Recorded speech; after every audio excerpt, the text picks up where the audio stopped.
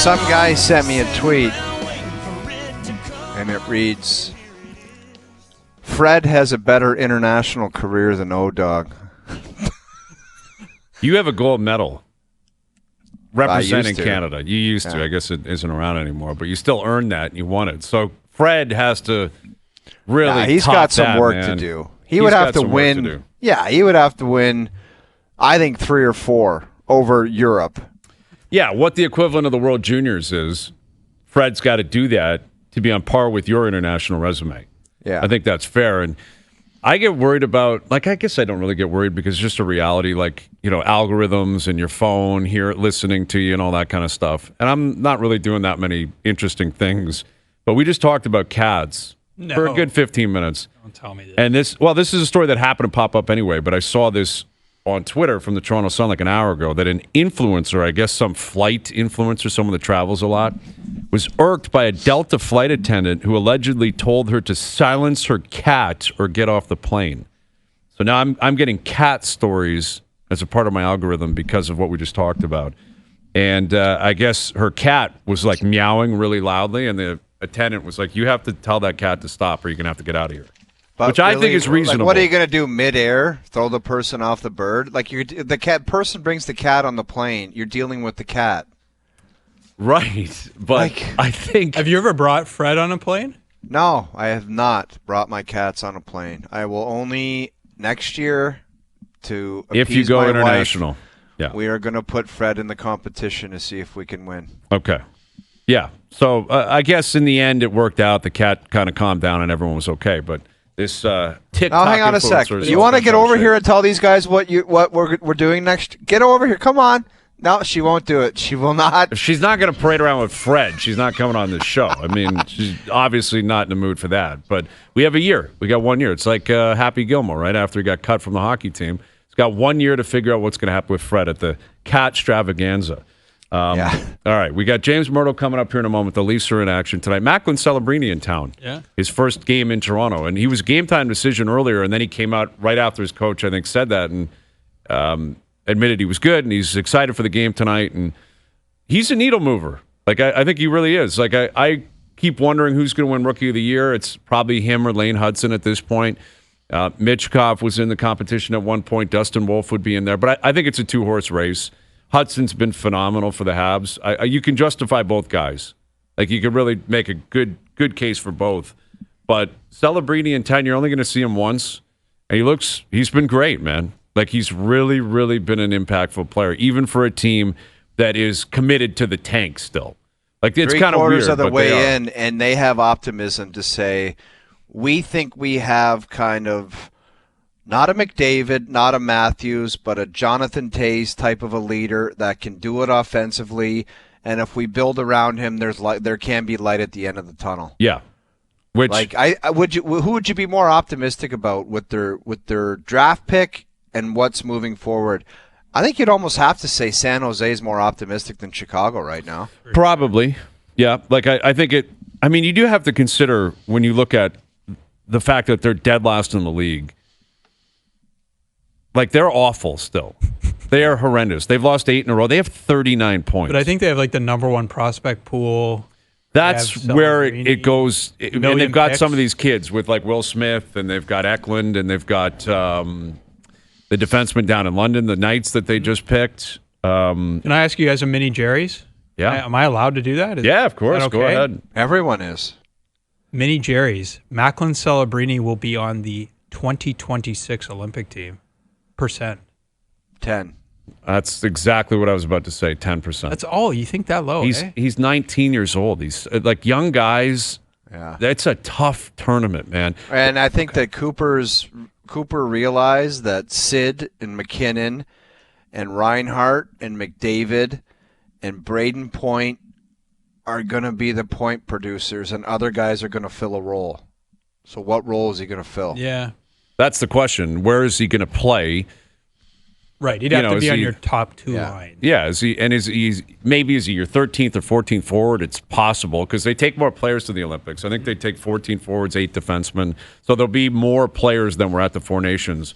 I just think it's asking too much of a young player. Yeah. I don't think I think by 2030, you're clearly looking at Celebrini and Bedard, and there's a bit of a turnover at that point. But that's 4.5 years away, 5 years away. How old was Sid in 2010? 23? Yeah, he'd been in the league for 4 or 5 years. He's an 87, so yeah, he was 23. And that was Sid. Yeah. So Sid in 2006 wasn't there. No. And but he was in... no, he was. He was playing. Was he in the He was a rookie by then. Yeah, that was. He came out of the lockout like he was a rookie that year. Okay, yeah. So, I don't think it's reasonable. It might be less than 10%. What's yours? I thought you make a good point. I'm sold. I'm gonna prices right, you guys. 11%. Just go a bit above. Yeah. But yeah, I think Celebrini. I will say Celebrini's got a better chance than Bedard because of the details of his game. He wins a lot of puck battles. That Chicago team, they're going to have a handful of that Bedard. How many more years is he going to watch that and be like, this not only sucks, my game is suffering. I'm not Bedarding it right now. I'm telling you, they better. From the outside looking in, I don't think they know what they're doing there. I'm sorry. It's really not. And even the deal they made, like Seth Jones, you have to retain some money. Not the end of the world, but you had to retain some money. And Spencer Knight, I don't know what he is. Like, his numbers haven't been great. He's still a young goalie. You're going to get a first-round pick that's probably going to be, what, that's in the high 20s? Hayes, that's the old, you think they'd take Spencer Knight? Yeah, that's kind of what it feels like to me. That Florida paid him, and I think he's an RFA maybe after next year. But they weren't sure what Bob was going to be, and now they've got Bob. They've trusted in Bob. And I think they look back and say, I wish we kept Stolarz.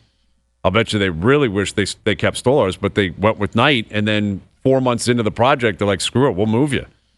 So I would bet that Florida gets it right before Chicago gets it right, would be the stance that I would currently have. All right. Here's your boy, our boy. We love having him on from The Athletic. We have him on a few times a year when you're in here, Jonas. Here's our good friend, James Mirtle. How you doing, James? Good, guys. Good. How's it going? We're doing pretty well. What are you expecting tonight? Is it possible to be a trap game when you're playing a team in San Jose that's lost 8 games in a row and is dead last in the league? Well, I think history tells us that the Leafs have a way of turning any kind of a game into a trap game. So, I mean, maybe this year's been a little bit different than some of the other years. But, yeah, I think you come into this one and you say, it's back-to-back. The Leafs have won 8 of 9, and maybe, I've watched quite a bit of San Jose this year because they've been on late, and they got some young guys that can burn you, and they've made some games closer than what their record shows that it is. They've got a few guys that can score, and I know Granlund's gone now, but it's not like it's a team totally bereft of talent, and they're going to get up to play in this game for sure.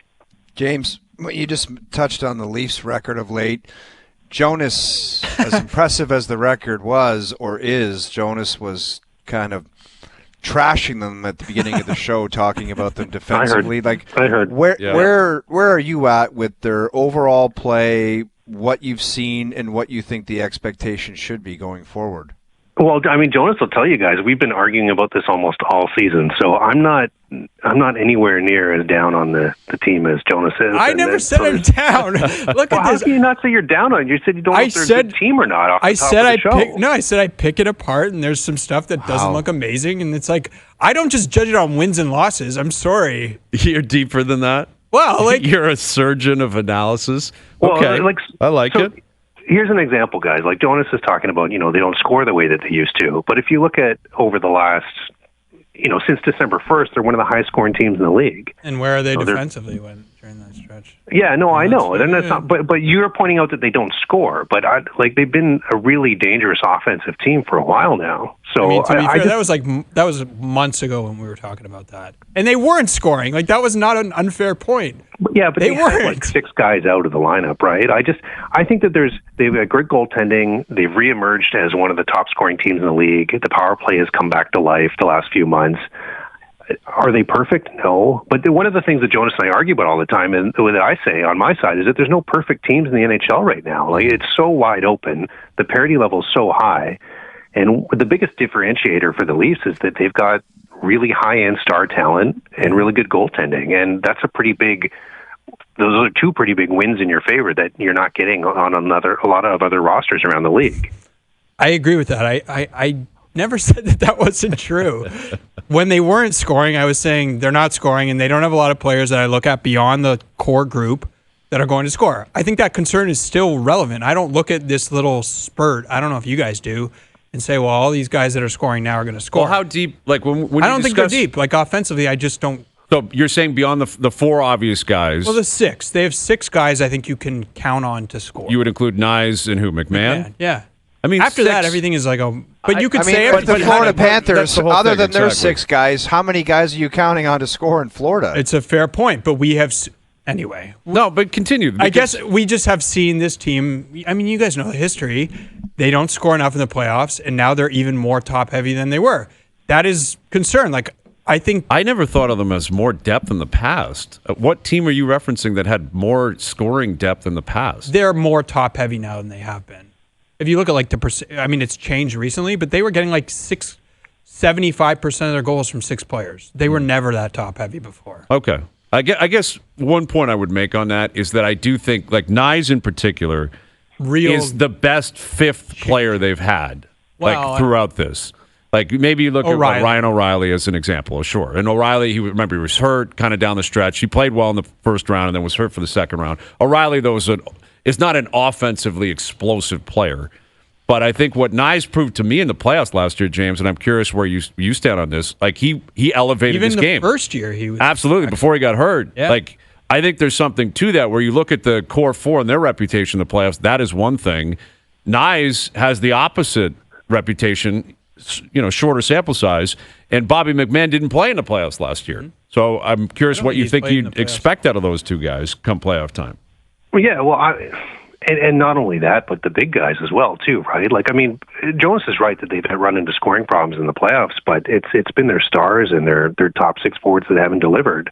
So I don't know that there's any team that you look at that's going into the playoffs and you're like, oh, their third line is so good that they're going to produce all of these goals and it's going to be able to cover up our stars not producing. Like, that's just not a reality in the league. So I'm of the mind that I look at where they are right now and what's going on, and I think that they desperately need to add another defenseman, almost more than they need to add another offensive weapon to this team right now.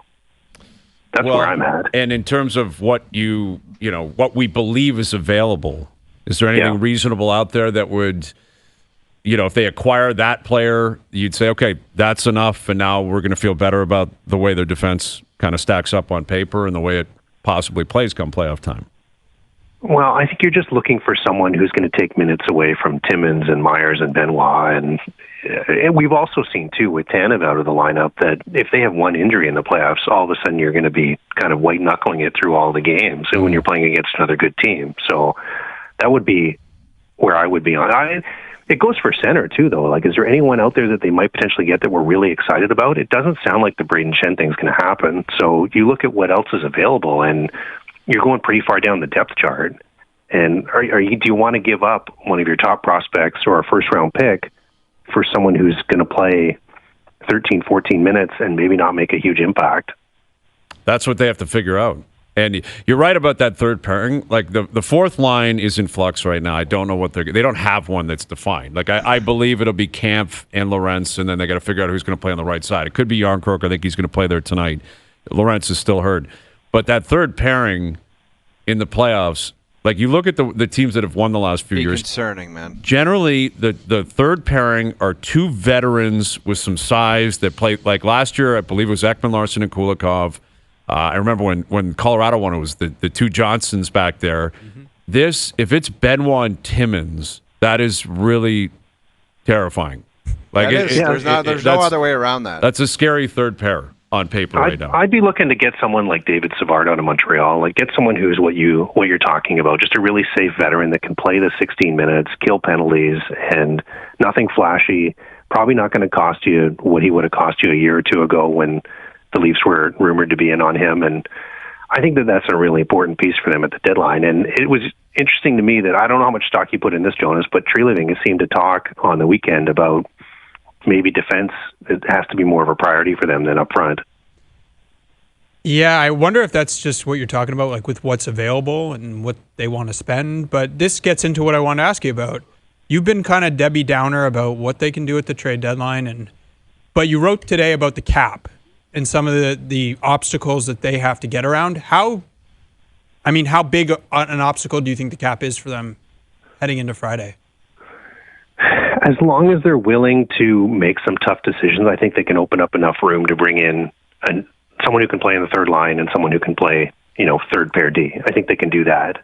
But when you're talking about bringing in Braden Schenn, it gets really complicated because, even if they start putting guys on waivers and trading players, they're probably only going to have $3-4 million to work with. And if you're trying to fit in a guy that makes $6.5 million, it gets really tough. And if you're asking St. Louis to retain on that $6.5 million for 3 more years, they're not. All of a sudden, they're going to be asking for way more if they are going to do it at all. So that's where I think the Schenn thing breaks down for them. And then you start looking at what Plan B is with the amount of money that you have and the assets that you have. And that's why I think you're probably looking at like second-tier additions here and just kind of bolstering your depth a little bit. With James Mirtle of The Athletic and the Leaf Report podcast. Well, a couple of years ago, remember when Dubas had that crazy trade deadline where it was like every 6 to 8 hours a new deal was happening, and that's when they brought in O'Reilly and they brought in Luke Schenn and they brought in other players.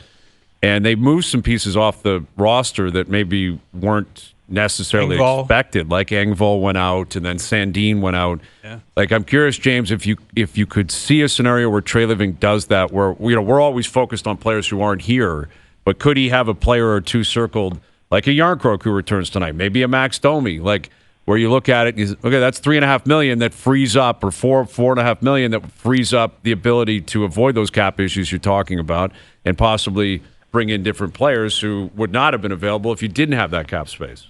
Yeah, I don't see them moving Domi. I think that's too hard of a contract to move right now with 3 years left on it, and he's got the no trade clause with, I think it's a 13-team no trade clause that makes it really complicated, but they'll get enough bang for their buck by just moving some guys that are down the lineup, because it adds up if you have 2 or 3 of those. So if it's a Connor Dewar who makes 1.2, if you decide to move Ryan Reeves and put him through waivers, that could free up some money for you at 1.1. They could look at, if they're trading for a defenseman, they could send a defenseman the other way. Connor Timmins makes 1.1. So I think if you're bringing in a right shot defenseman, you've already got Tanev, you've already got Myers. You probably don't want to have too many of the right shot D, and you can probably move someone the other way. So I think those are probably more of the names that they look at. Nick Robertson, I think, still potentially could be moved, because if you're bringing in someone on the third line, Nick Robertson's probably losing his spot there. And start adding those up, and that's where you get to the $3.5 million that you have to work with to bring players in. So we were talking about this off the top, in terms of what you can rely on come playoff time, and the goaltending is, as Jonas points out, there just isn't any history of them playing in the playoffs. Like, they just collectively have not had a lot of starts. But Stolarz this year, when he's been healthy, has been outstanding, and I credit him greatly for, like, the gap where, remember when Wall got injured and he came back and it was like kind of a slow roll and he had to build back up? Stolarz has not missed a beat. Like, he returned to that game, I think in Seattle, was outstanding and has been great ever since. Like, for my money, it's pretty clear Stolarz is the game one starter if he stays healthy. Is there anything he can do, or Wall for that matter, the rest of the way, that would lead to almost a definitive answer that he's just clear-cut your number one? In other words, there's no discussion of he starts game one, Woll starts game two. Like, do you think these goalies could play themselves out of any tandem talk in the playoffs? Yeah, I think so. I think there's still room for that. I mean, Stolarz really just has to keep doing what he's done this year in order to claim that top spot. I mean, like, he's 1A right now. The only thing with Stolarz that I would say is that durability has been a problem for him his entire career. And that's why he's never been a number one until now. That's why the Leafs were able to sign him to the contract they did in the offseason. He's had so many injuries. This year alone, like, he's missed a big stretch of time. So the only thing I would say with counting on him 100% to be the guy is that his body just hasn't been able to hold up over long periods of time. And he hasn't been able to be that starter where he's playing. The playoffs, as you guys know really well, it's such a grind. You got to play every second night. And it's really hard on a goaltender.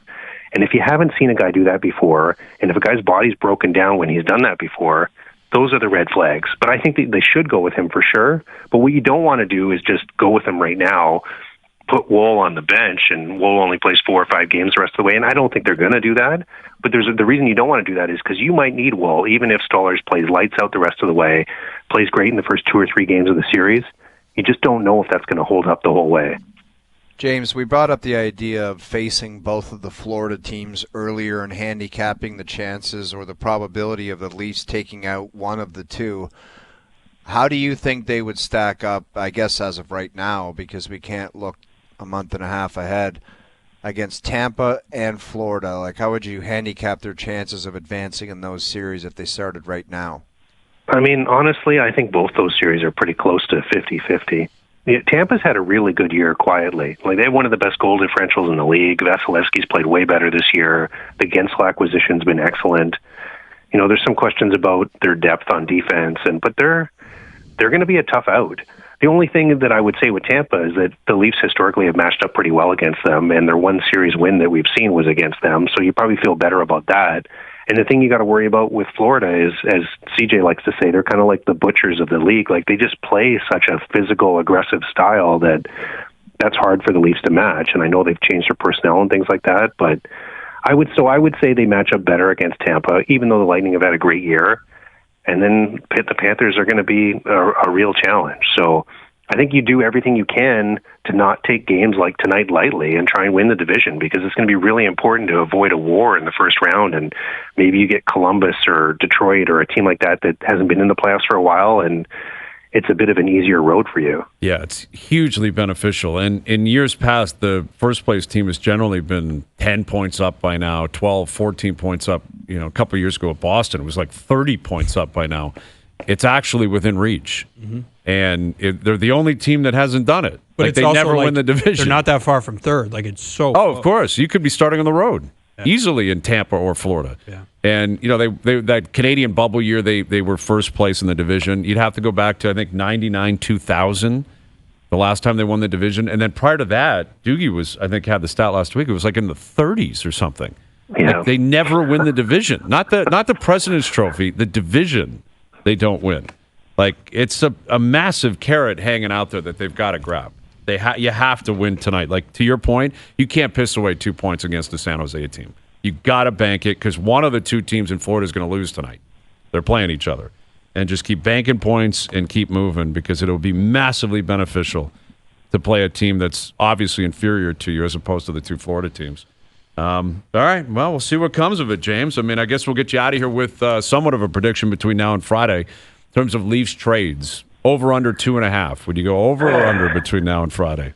No, I think they're going to make two deals, and I think it's going to be a defenseman and a center. And who those players are, they're still in talks, and there's some posturing going on both sides. And I think I think they know who they want, and they just got to get the asking price to where they feel comfortable with it. So, but I'd be very surprised if they make more than two trades, just with their cap space and everything else going on. Okay. You can read him in The Athletic, and obviously hear him with Jonas on the Leaf Report podcast. He is James Mirtle. Always appreciate you taking time. Thank you, James.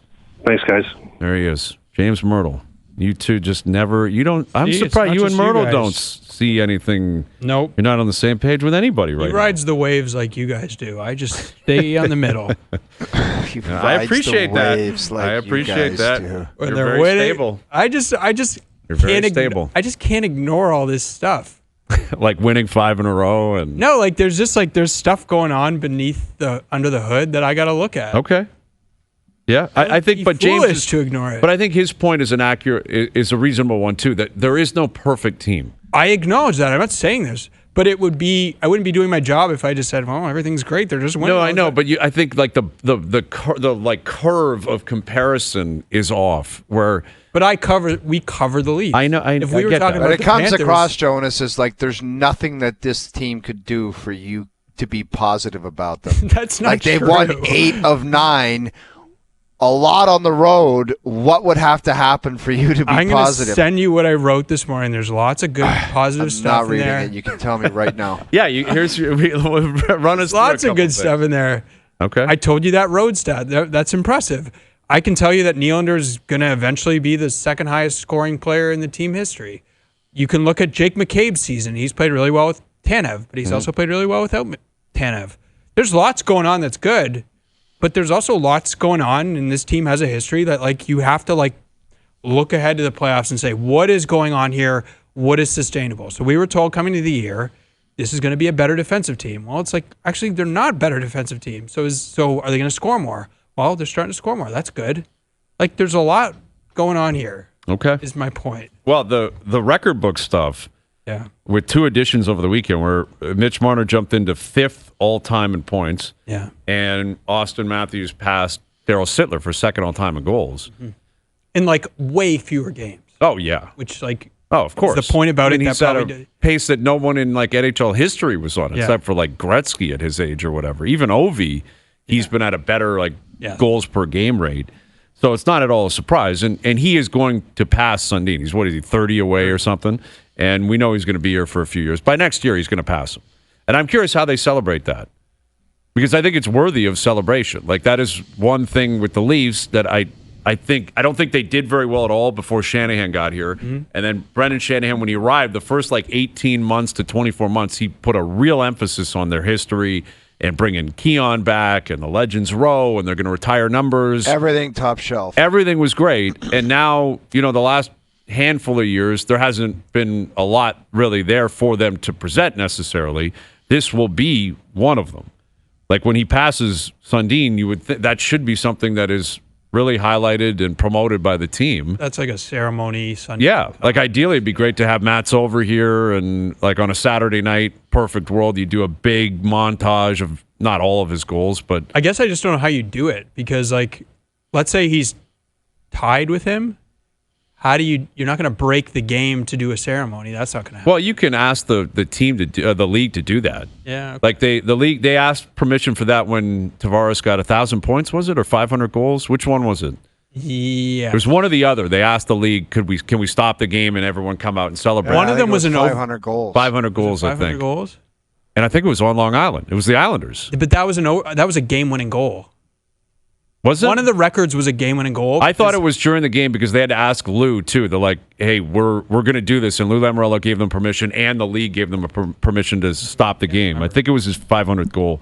Anyway, that's what I would expect when Matthews does that. When he passes Sundin, you tell the league we're all coming out on the ice and we're going to celebrate it. Like, why would you not promote your own history and record book, especially a guy like that? Same thing with Marner. Like, if Marner stays ahead of Austin and passes Sundin on the points list, he's, 270 points behind him or something? That's like 3 years from now? Mm-hmm. That's big. That's, something that Leaf fans should be aware of and be celebrating. And I would fully anticipate the team would do that. All right, Best Bets powered by FanDuel a little bit later in the hour. Ryan Dempster coming up. We're cruising through the spring, man. Games going on every single day. Opening day is 3 weeks, just over 3 weeks away, 3.5 weeks. Like, it's coming up quick. And we saw Scherzer again over the weekend. He doesn't love this new challenge system. He's a big fan of the human element. I love this guy already. So we'll catch up with Dempster, get his take on what he's seen out of Scherzer, what he makes of these rules they're testing out in the spring that are not expected to be implemented during the regular season, but you never know. They could be. If they go well, I guess baseball could possibly implement them. And what he thinks of the Jays and other stories around them and elsewhere around the league. We'll catch up with Ryan Dempster. OverDrive continues, TSN 1050 and on TSN 2. All right, Best Bets powered by FanDuel later in the hour. Spring training is officially underway. I mean, what are we, 8-9 games in now? And there was a cool moment yesterday where Trey Turner called the first pitch of the game to be challenged against. I know, just to kind of rattle the cage of Max Scherzer. I thought it was awesome. I think it's good too. It's something me and you would have done, Hayes. It was just a total veteran stud thing to do. Yeah.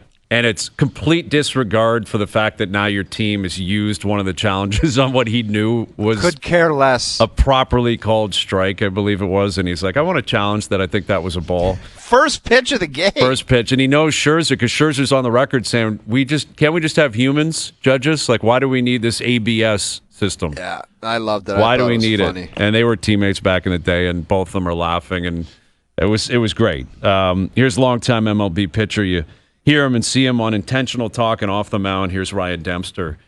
How would you react to a situation like that, Trey Turner and Max Scherzer, if one of your former teammates knew it was a strike but said, I gotta challenge this because I know Dempster's not going to love it right now? Oh, I love every second. I didn't see it. It's the first time hearing of that. And I think it's great. I think spring training is what that stuff is all about. I think that former World Series champions together, I'm sure that I'm sure that either way, maybe that would have been funny. Like, I wonder if it was a ball, if Max would have done the same thing. Yeah, well, because he's on record, Scherzer being like, I'm kind of cool with the way it's always been done. I don't need the technology. The umps, man. Yeah, that's kind of crazy when you got a pitcher who's praising the umps. I guess if you're as good as Scherzer, though, why wouldn't you love the umps?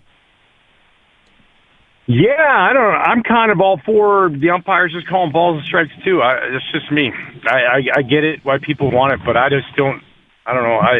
It's part of it. That's why baseball's. Are we just going to take adversity out of the game so we don't have to overcome adversity like a bad call by the umpire?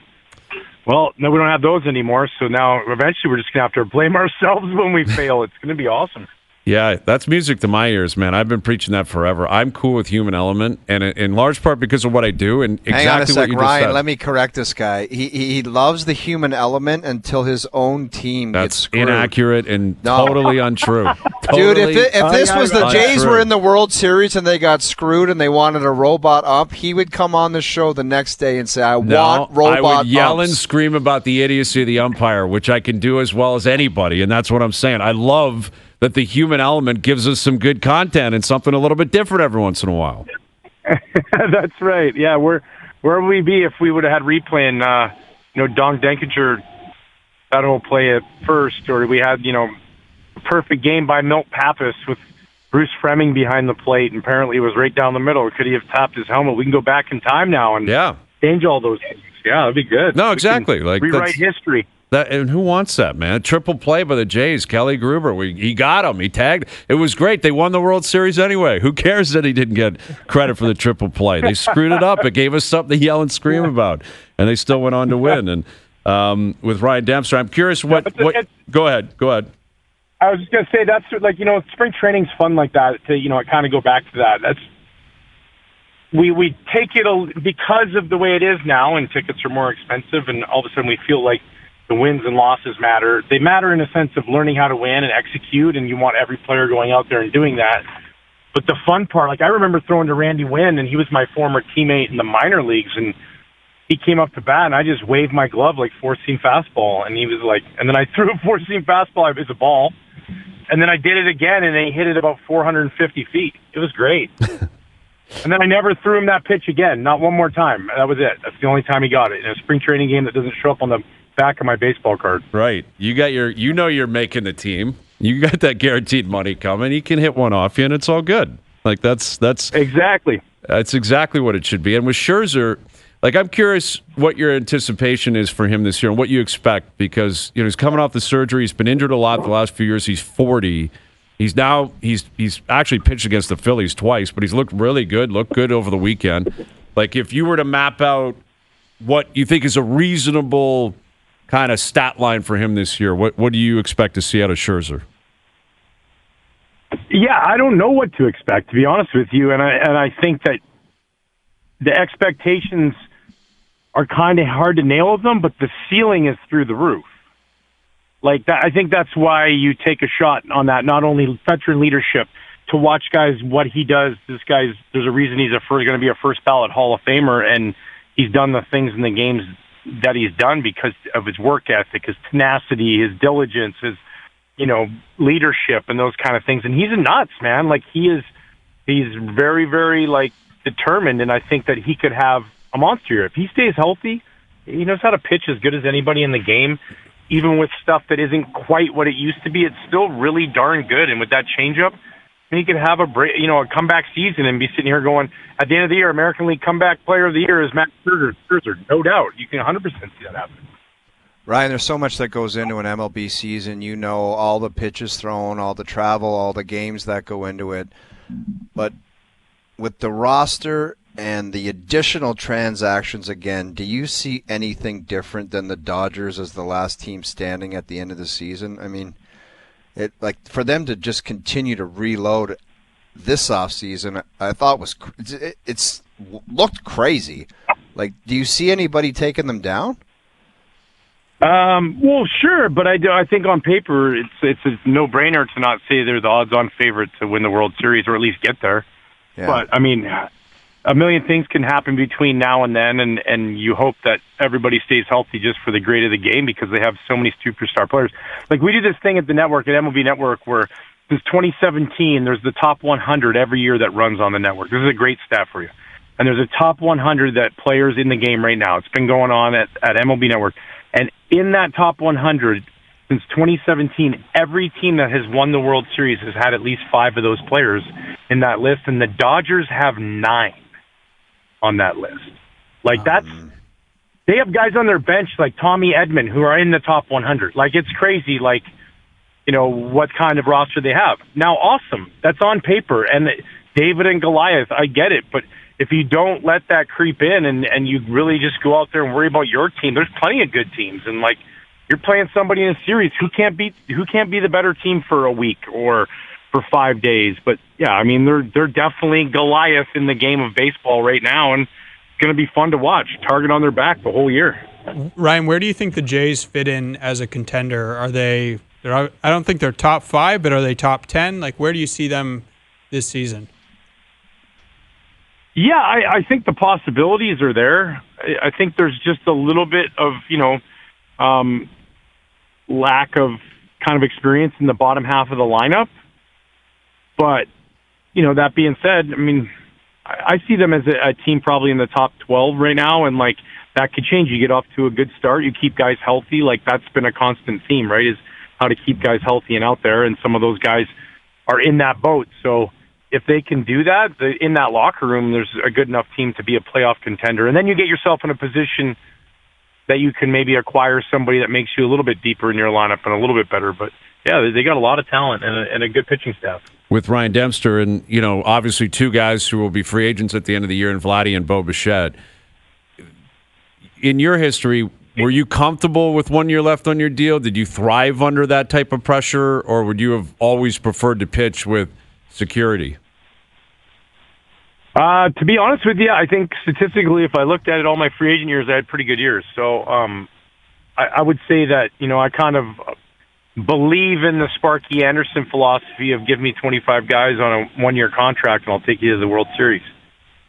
I think it's inevitable when you have these guys who are, alpha everything in their high school and they have it inside them, and now they come to this moment where they got to produce. The only thing I think that stops those really good players from producing is injury. It's not, the mental side. They all know how to rake. They're confident as can be. So, yeah, I think you could have some really big years out of a couple guys, and that bodes well for your team playing well. Like, that's what you want. A good season comes from a bunch of individuals, having some really solid good seasons.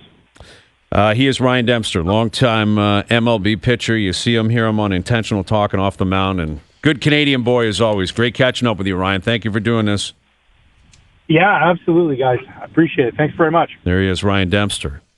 Imagine like a casual Dodgers fan that went to, I don't know, bunch of games, and one person said to them, they had Ohtani guy, the guy that like hit dingers every time you were there. He also pitches now. Yeah. He's also going on the bump to throw heat. And they'd be like, are you serious? The guy that hit a home run every time, the guy stealing bases, now he's pitching? He had over 50 home runs and over 50 stolen bases. Yeah. And now the guy's going to pitch. He's going to pitch. And he's ramping up, and it sounds like everything's going to work out. Like, it is a really difficult task to mentally get to a place where you don't see the Dodgers in the World Series. Yeah. And maybe they get there and they burn out, or their injuries, or the other team, whoever that's going to be, beats them. But it's really difficult to get away from that. I don't think it's rematch of last year. I don't think it's difficult to get away from that either. I think it's the Yankees that have got to pull their weight and get there. Now, I Soto get it, not but there look who is they big, had to man. go through, dude. They had to go through KC, Cleveland. I know. That's the thing in the American League. Baltimore, the wheels fell off down the stretch. Boston's getting better, and they got a great farm system. They got some young kids coming. I just don't know if they can really compete. The Jays are a good team on paper. Like, they're a good team. Are they a great team? No. They got to prove a lot based on what happened to them last year. They got to stay healthy. But they're a good team, but not a team that I think the Yankees are scared of. And then who else is it? Like, who else are you looking at that really would terrify you. Like Houston has had ups and downs. Maybe They're Texas not what has they were. come back here. Texas had a really bad year last year, but do they come bounce back? Maybe. Kansas City, do they keep growing? Cleveland's always there. Maybe. Yeah, but that's it. Like It's I hear the what you're Yankees saying. and a bunch of question marks, to be honest with you. More than likely, that's the case. Yeah, Yeah. more than likely, that's the case. Like as of right now, So you guys would rank the AL East: Yankees, Baltimore, Boston. Toronto, Tampa. There's a team, Baltimore. They seem to be stacked and loaded, and they were at the bottom of the barrel 4 years ago. But they can't get it done in the playoffs. Like, they literally stink the joint out. Yeah, and that was it. Like down the stretch last year, it really kind of fell off. And now, like pitching, they've lost Burns. They've lost Corbin Burns, which is significant. He was almost a J. Almost a J. Took Almost. a picture. That of is a the sky. good Diamondback. lineup of almost a J. They have the greatest almost of all time. I think No Corbin one can Burns touch. took a pic of the CN Tower and said, "What's up, Canada? A?" And I was like, "Oh, Yeah, I think he was Then- up here for something. He was doing something up here. yeah." And it was right around the kind of recruiting time, and I was like, "Man, maybe he's going to be a J." Just fell short. Going to Arizona. Off to Arizona we go. Yeah. But, the Diamondbacks are a pretty good team. Mm-hmm. So, you can't blame people. The odds are the Dodgers don't win, though. You agree with that? Yeah, I mean, it's very difficult to Typically, go back-to-back. best on paper, never. Yeah, when was the last time we had a back-to-back in baseball? Like, because the Dodgers, they won in, was it 17 they won? Then Houston never went back to back. Houston, no. They go to the playoffs every single year. They've been to the World Series a ton. Was it the Yankees in the 90s? Yeah, Yankees in the 90s. So it hasn't happened in like 30 years. You've seen a back-to-back. So Dodgers or the field, who would you take? I'm taking the Dodgers, man. I'd probably go with the field, even though we just said everything we said about how great they are and they're better than everyone and the depth that they have at every position. The fact that it is so tough to go back-to-back would suggest that the field Well, there's is so the play. much randomness and luck in baseball. Yeah, but You know there's what? also the good Braves teams. might like have something to say. the Braves, like, maybe yeah, the Mets, maybe Philly. Like the Phillies are a pretty good team.